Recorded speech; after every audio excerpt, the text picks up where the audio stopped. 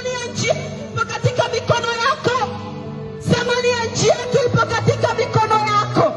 Usipoomba kwa ajili ya nchi yako, hakuna atakayeomba. Hatuwezi kunyamaza. Tutamwita aliyeumba mbingu na nchi.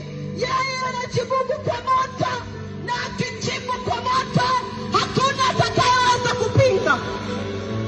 Hakuna atakayeweza kupinga. Hakuna atakayeweza kupinga. Yeye Mungu anajibu kwa moto.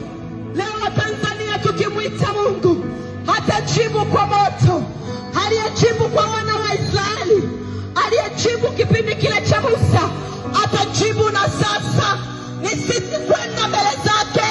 Tusiweke tofauti zetu pembeni, tuweke madini yetu pembeni, tuweke usehemu wetu pembeni.